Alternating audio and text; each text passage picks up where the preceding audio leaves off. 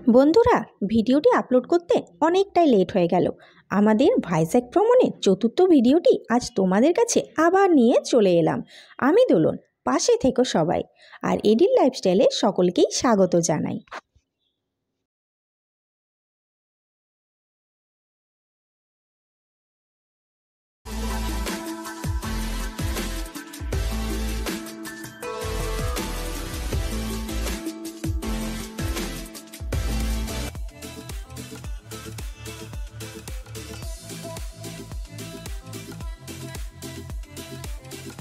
তো গাইস, এখন চলে এলাম আমরা সীমাচলম মন্দিরে। চলো মন্দিরের ভেতরটা একবার দেখে নিই। মূল শহরাঞ্চল থেকে মাত্র 5 কিমি দূরে পাহাড়ের ওপরে একাদশ শতকের এই নরসিংহ মন্দির। আগে এই অঞ্চলের নাম ছিল নৃসিংহ ক্ষেত্র বা পুল্লাকপুরী। হিরণ্যকশিপুর পুত্র কুল্লান এখানে নৃসিংহের মূর্তি স্থাপন করেছিলেন। পরে স্বপ্নাদেশ পেয়ে চন্দ্রবংশীয় রাজা শ্রীকৃষ্ণ দেবার্য এই মূর্তি মাটির নিচের থেকে উদ্ধার করে এই মন্দিরের প্রতিষ্ঠা করেছিলেন। ভোর 4টে থেকে সন্ধ্যে 7টা পর্যন্ত এই মন্দিরটি খোলা থাকে। এখানে ভিআইপি লাইনেরও ব্যবস্থা রয়েছে। টিকিট মূল্য 300 টাকা ও 100 টাকা।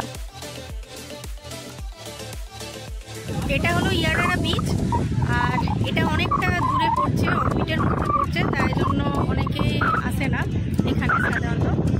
তো আমরা এলাম একবার দেখতে এখানে কীরকম। তো এখানে ঢেউটা বেশি আর বাতাসও দিচ্ছে প্রচুর। এখনো জলটা অনেকটাই আছে।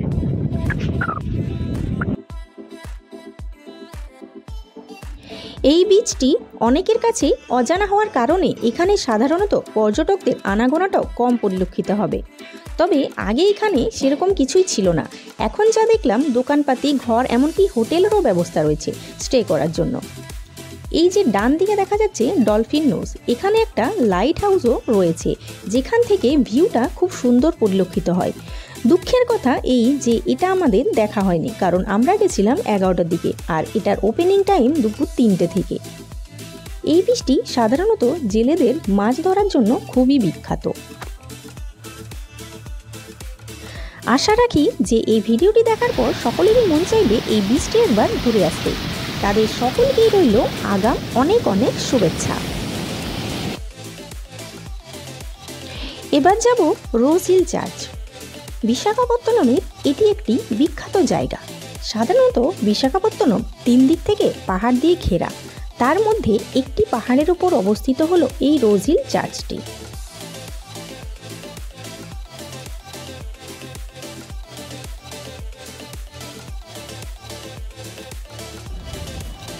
এখানে জেসাসের খুব সুন্দর একটি মূর্তি স্থাপন করা হয়েছে।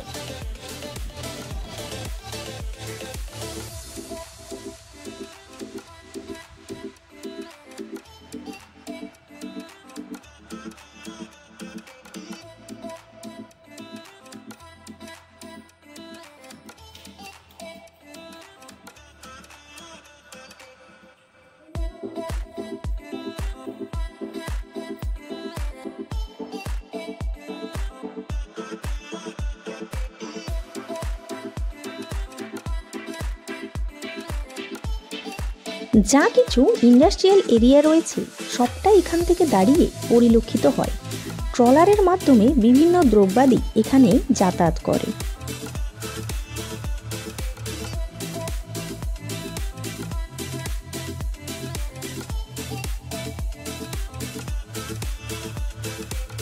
চার্চটি অনেকটাই এলাকা জুড়ে বিস্তৃত।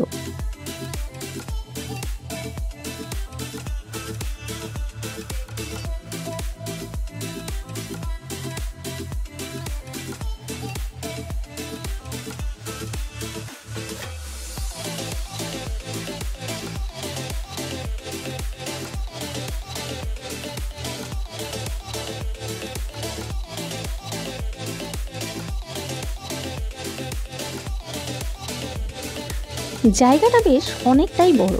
যা শুনলাম ডেলি প্রার্থনা এখানেই করা হয়।